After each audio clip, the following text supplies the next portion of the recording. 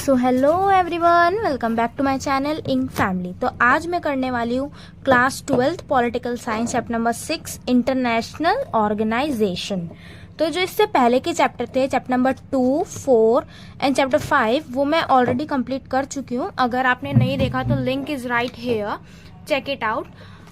तो आज का चैप्टर भी मैं अपने बाकी चैप्टर की तरह अपने हैंड रिटन नोट से कवर करने वाली हूँ। ये मैंने पॉइंट टू पॉइंट बुक्स में से ही बनाए हैं।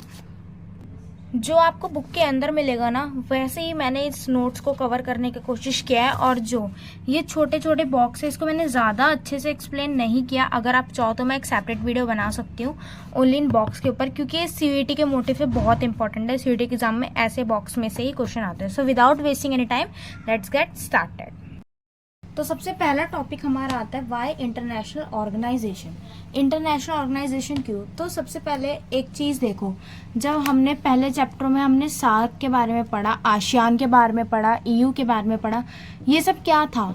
ये भी तो एक ऑर्गेनाइजेशन ही थी ना। तो ऑर्गेनाइजेशन हमारे लिए या हमारे देश के लिए बहुत इम्पोर्टेंट चीज़ है। कैसे? क्योंकि ये हमें हेल्प करती है वॉर एंड पीस में। अगर हमारी किसी से लड़ाई हो गई तो हम क्या करते हैं? अपने दोस्तों को बुलाते हैं, भाई बंधु को बुलाते हैं कि आज हमारी लड़ाई हो गई। तो ऐसी अगर इंडिया है, इंडिया की किसी से लड़ाई होगी, मान लो पाकिस्तान से लड़ाई होगी एज एन एग्जाम्पल, तो हमारी मदद करने कौन आएगा? रशिया आएगा। अमेरिका भी आ सकता है, नहीं भी आ सकता, क्योंकि अमेरिका भाई दोनों से बना के चलता है, सुपर पावर है ना वो। तो इंडिया के साथ रशिया है, हमारा दोस्त है, हमारी साथ में ऑर्गेनाइजेशन है, मतलब ट्रीटी है हमारी साथ में, तो आएगा। और सार्क के मेंबर्स हैं। इन ऑर्गेनाइजेशंस में पता है क्या होता है? अगर एक ऑर्गेनाइजेशन पे हमला हुआ ना, मतलब अगर उस ऑर्गेनाइजेशन की एक कंट्री पे हमला हुआ, तो वो पूरी कंट्री पे हमला माना जाता है, पूरी ईयू पे। अगर ईयू में किसी पे भी हमला हुआ, चाहे वो फ्रांस हो या कुछ भी हो, तो पूरे ईयू पे वो हमला माना जाएगा, सब एक साथ आएंगे। तो हमें वॉर में भी मदद करते हैं। और ऐसे ही ईयू है जैसे, तो अगर ये आपस में दोस्त है तो ये आपस में बिल्कुल लड़ाई नहीं करेंगे, आपस में क्या रहेगी? पीस रहेगी। कंट्री में कॉपरेशन रहती है और country together form a organisation. ठीक है, वही चीज़ है जो मैंने अभी बताई। अब रीज़न क्या है फॉर इंटरनेशनल ऑर्गेनाइजेशन? कॉपरेशन रहेगी अमंग कंट्रीज। मुझे लगता है इसे अब एक्सप्लेन करने की ज़रूरत है। ठीक है, सॉल्व प्रॉब्लम लाइक कोविड-19, डिजीजेज, ग्लोबल वार्मिंग। ये जो होती है ना, ये हमारी ग्लोबल कॉमन्स होते हैं। क्या होते हैं? Global Commons. अब इन चीज़ों पे सबको साथ में लेके चलना पड़ता है। कोविड-19 जो था सिर्फ चाइना में नहीं आया। हाँ, चाइना से शुरू हुआ, लेकिन सिर्फ चाइना तक नहीं रहा, वो इंडिया में आया, यूएसए में आया, हर जगह आया, देश के छोटे से छोटे कोने में आया। तो सब लोगों ने एज अ होल उसको किया ना। तो इसीलिए रिजॉल्व करते हैं प्रॉब्लम को, मतलब सॉल्व करते हैं, दोनों सेम ही पॉइंट है। Share information and idea, term and condition of agreements. Agreement होते हैं जैसे पाकिस्तान और इंडिया, चाहे कितनी भी दुश्मनी हो, लेकिन हमारे बीच क्या है? ट्रीटी है बहुत सारी, जैसे इंडस वाली ट्रीटी है ना, इंडस के ऊपर ट्रीटी, हमारी वाटर की ट्रीटी है, नेपाल में, और हमारे ब्रह्मपुत्र पे ट्रीटी है। ऐसी अलग अलग ट्रीटियाँ रहती है। Evolution of UN. अब ये इवोल्यूशन ऑफ यूएन क्या है? UN United nation. तो फर्स्ट वर्ल्ड वॉर हुई थी हमारी 1914 से 1918। ये जो टाइम लाइन है ना, ये सब बच्चों को याद होनी चाहिए कि फर्स्ट वर्ल्ड वॉर कब हुई, सेकेंड वर्ल्ड वॉर कब हुई। ठीक है, फर्स्ट वर्ल्ड वॉर हुई थी 1914 से 1918। तो लीग ऑफ नेशन बना था 1920 में। क्या बना था? League of nation. फिर उसके बाद सेकेंड वर्ल्ड वॉर हुई 1939 से 1945। और सबको पता है कि 1945 के बाद जो है हमारा कोल्ड वॉर एरा शुरू हो गया था, क्योंकि वर्ल्ड वॉर सेकेंड तो ख़त्म हो गई थी। अब रशिया यूएसए और यूएसएसआर के बीच कोल्ड वॉर होने लग गई थी। तो हमारा जो ये था ना लीग ऑफ नेशन, उसका नाम बदल के यूएन रख दिया गया 1945, 24 अक्टूबर। ये डेट बहुत ज़्यादा इम्पॉर्टेंट है, इससे रिलेटेड एमसीक्यू भी आ जाता है पेपर में और कुछ क्वेश्चन भी दे दिया जाएगा। ठीक है, तो लीग ऑफ नेशन का ही नाम बदल के यूएन रख दिया गया था 24 अक्टूबर 1945 को। ओके, तो टोटल 51 मेंबर्स हैं किसके अंदर? यूएन के अंदर। और इसके ऑब्जेक्टिव है टू प्रिवेंट इंटरनेशनल वॉर। जो इंटरनेशनल होता है ना, मतलब एक देश से दूसरे देश में, तीसरे देश, चौथे देश, मतलब जितने भी देश है आपस में वॉर ना हो। ओके, और कॉपरेशन रहे, पीस रहे, डेवलप हो, सोशल एंड इकोनॉमिक पावर जो हो, उनमें डेवलपमेंट होती रहे। अब ऑर्गन ऑफ यूएन। तो यूएन के ऑर्गन क्या है, इसको सिंपल तरीका है एक लर्न करने का, गेस्ट आई। ठीक है, गेस्ट आई, ये की टू लर्न है, इसको रट लो या समझ लो, रट लोगे तो ईजी रहेगा। Key to learn guest I, G से जनरल असेंबली, यू से यूनियन सेक्रेटरीट, ई से eco and social council, S से सिक्योरिटी काउंसिल, टी से ट्रस्टीशिप काउंसिल और आई से इंटरनेशनल कोर्ट ऑफ जस्टिस। तो जनरल असेंबली में जो है 193 मेंबर्स हैं हमारे, ठीक है। और जो सिक्योरिटी काउंसिल होती है इसके अंदर वही 5 परमानेंट और 10 नॉन परमानेंट मेंबर है। यूएन का करंट जनरल सेक्रेटरी कौन है, एंटोनियो गुटेरेस, ठीक है, ये भी याद रखना। अब यूएन में 5 परमानेंट 10 नॉन परमानेंट मेंबर होते हैं। 5 परमानेंट मेंबर कौन है, रशिया, फ्रांस, यूएसए, चाइना और यूके, ये 5 नाम याद रख लेना। और नॉन परमानेंट मेंबर जो है वो हर 2 साल में, कितने, हर 2 ईयर में नॉन परमानेंट मेंबर चेंज होते हैं।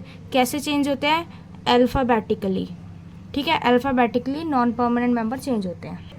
और ये जो परमानेंट मेंबर्स होते हैं इनको स्पेशल वीटो पावर भी दे रखी होती है। इस पावर से क्या होता है ना, अगर एक की रजामंदी हो गई और अगर एक ने मना कर दिया तो पूरी असेंबली को वो डिज़ोल्व करना पड़ेगा, मतलब असेंबली डिज़ोल्व नहीं होगी, वो मैटर डिज़ोल्व करना पड़ेगा। हमें 5 की एग्रीमेंट चाहिए, उसमें एग्री होने चाहिए 5, तभी कोई लॉ या कुछ भी पास होगा।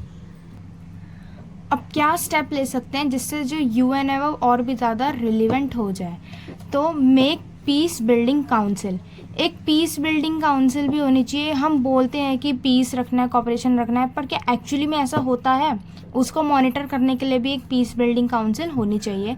डेमोक्रेसी फंड होना चाहिए। अब हर देश में डेमोक्रेसी नहीं है तो हर देश में डेमोक्रेसी होना चाहिए और उसको बनाए रखने के लिए जो है फंड भी होना चाहिए। Establishment of human right council, human right को बहुत ज़्यादा इंपॉर्टेंस देनी चाहिए और देती हैं गवर्नमेंट, ऐसा नहीं है कि नहीं देती, बट कई जगहों पे लैक हो जाता है, बहुत हो जाता है, तो इसके लिए भी ह्यूमन राइट काउंसिल इस्टेब्लिश होनी चाहिए। ठीक है, तो यूएन में क्या रिफॉर्म्स आए, review of issue with UN jurisdiction, ठीक है, reform in structure and process, structure और प्रोसेस में कुछ थोड़े बहुत रिफॉर्म आए हैं। डिमांड हुई है increase in member of council, अभी तक बस डिमांड हुई है, कोई भी इंक्रीज हुआ नहीं है, बट डिमांड हम 10 चीज़ों की कर सकते हैं, क्या वो हमें 10 की 10 मिलेंगी पता नहीं, वक्त ही बताएगा, पर इसकी डिमांड हुई है, अभी तक ऐसा कुछ इंक्रीज़ हुआ नहीं है। Demand for increase member from Asia, Africa, south Africa. अब ये जो कंट्रीज़ है ना, एशिया, अफ्रीका, साउथ अफ्रीका, तो आप नोटिस करोगे ये वही कंट्री है जिन्होंने कॉलोनियल पीरियड फेस किया है। ठीक है, तो इन कंट्रीज से भी जो है हमें होना चाहिए, इन कंट्री से भी मेंबर्स बढ़ने चाहिए, और इन कंट्री में से एक भी मेंबर नहीं है जो कि परमानेंट मेंबर हो, तो इस चीज़ पे ध्यान देना चाहिए। अब नीड फॉर रिफॉर्म क्यों है, रिफॉर्म मतलब होता है कि बदलाव क्या क्या आना चाहिए इसमें। Changes type in a good way, end of cold war, जब जैसी कोल्ड वॉर ख़त्म हुई, ये हमने सबने पढ़ा है चैप्टर नंबर 2 में कि कोल्ड वॉर ख़त्म होने के बाद ही, यूएसएसआर डिसइंटीग्रेट होने के बाद ही, रशिया बनने के बाद जो यूएसए है वो ओनली सुप्रीम या सुपर पावर बन गया। हाँ, न्यू सेंटर्स ऑफ पावर में है कि अलग अब नए नए सेंटर्स ऑफ पावर आ रहे हैं, बट यूएसए तब भी सुपर पावर कहलाता है।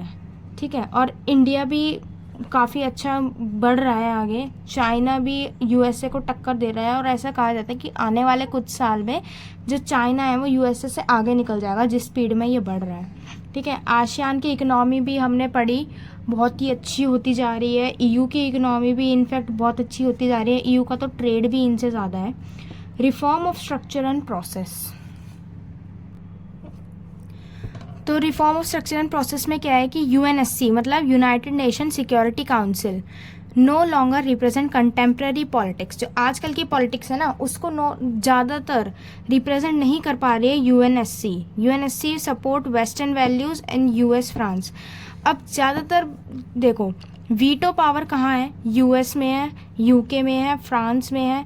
अरे भाई ये कौन सी कंट्रीज़ हैं, ये वेस्टर्न कंट्रीज़ हैं, तो वो क्या करती हैं, अपने हित में सोचेंगी, अपने लिए बोलेंगी। तो ज़्यादातर यूएनएससी में जो है, यूएन में जो है, किसको ज़्यादा सपोर्ट किया जाता है, यूएसए को, मतलब वेस्टर्न कंट्रीज़ को, और ईस्टर्न को इग्नोर कर दिया जाता है। तो इसलिए ज़्यादा हमें सपोर्ट नहीं है। लैक इक्विटेबिलिटी रिप्रेजेंटेशन, वही है कि इक्वल नहीं है कुछ भी, वेस्टर्न से ज़्यादा, ईस्टर्न से कम है, एशिया से तो बहुत ही कम है। और क्या हुआ, ऑन 1 जनवरी 1997 को क्या हुआ, new permanent plus non permanent member की डिमांड हुई। कब, 1 जनवरी 1997। इकोनॉमिक पावर में और मिलिट्री प्रैक्टिस में, और nation that respect democracy and human right. ऐसे नेशन की डिमांड हुई जो कि डेमोक्रेसी को भी रिस्पेक्ट करे और ह्यूमन राइट को भी। मेक काउंसिल मोर रिप्रेजेंटेशन, अब काउंसिल जो है हमारी ज़्यादा रिप्रेजेंटेटिव होनी चाहिए। लोगों की जो प्रॉब्लम है, कंट्रीज़ की जो प्रॉब्लम है एज अ होल, उसको बोला जाए, उनको अनदेखा नहीं किया जाए। चाहे वो छोटी कंट्री हो, चाहे वो बड़ी कंट्री हो, दोनों को साथ में लेके चले। कौन, यूएन, ऐसी डिमांड हुई। अब प्रॉब्लम्स क्या आ रही हैं कि मिलिट्री एंड सिक्योरिटी काउंसिल कितनी है, कितनी नहीं है, मतलब है, और मिलिट्री एंड एक देश को इतनी है कि अब इतने सारी कंट्रीज़ हैं, सबको मॉनिटर करना is obviously not a easy thing, ठीक है, इट्स वेरी बिग डील। तो इतनी है नहीं। बजट कंट्रीब्यूशन, बजट में कंट्रीब्यूशन भी ज़्यादा आता नहीं है। मेनली जो यूएन में सबसे ज़्यादा बजट है ना, वो यूएसए और जर्मन ये सब देते हैं बेसिकली। तो बजट में भी ज़्यादा कंट्रीब्यूशन होना चाहिए। पॉपुलेशन कंट्रोल के ऊपर भी बात होनी चाहिए, और इक्वल रिप्रेजेंटेशन होनी चाहिए जो हमने पहले पढ़ा, और जियोग्राफिकल रिप्रेजेंटेशन को भी ध्यान में रखना चाहिए। एबॉलिश करनी चाहिए वीटो पावर को। वीटो पावर में पॉजिटिव तो है किसके लिए, परमानेंट मेंबर्स के लिए, लेकिन नेगेटिव है हम जैसे डेवलपिंग कंट्रीज़ के लिए, जो अभी डेवलपिंग है, क्योंकि हम अपने हित की कुछ बात करते हैं, उनको उसमें कोई प्रॉफिट नहीं दिखता, वो उसको रिजेक्ट कर देते हैं। लॉस किसका हुआ, हमारा। अब इंडिया एंड यूएन के अंदर क्या रिफॉर्म है, तो अकॉर्डिंग टू इंडिया यूएन को फोकस करना चाहिए development of peace and security. वही चीज़ है कि डेवलपमेंट जो हो, पीस की हो और सिक्योरिटी को हो, इंडिया चाहती है। और 1965 से कोई भी चेंज नहीं आया है यूएन के अंदर मेंबर्स को लेके, तो वो एक चेंज होना चाहिए। इंडिया भी परमानेंट मेंबर बनना चाहती है। यूएन इन यूनिपोलर वर्ल्ड, यूनिपोलर मतलब सिंगल पावर वाला वर्ल्ड, ठीक है। तो सिंगल पावर किसको बोली गई है यहाँ, यूएसए। तो US stand alone as super power, ये हमने देख लिया 1945 के बाद से। हाँ, हालांकि ऐसा नहीं है, लेकिन अभी जो अभी करंटली ऐसा नहीं है, बट इस टाइम था। US is permanent member of UN. US क्या है, परमानेंट मेंबर है यूएन का। फाइनेंशियली कंट्रीब्यूट भी करता है, बहुत अच्छा बजट, जैसे मैंने आगे बताया। और UN bureaucracy is form from US. जो यूएन के अंदर जो ब्यूरोक्रेट है ना, वो भी कहाँ से है, यूएस से है mostly. US have veto power, US के पास क्या है, वीटो पावर।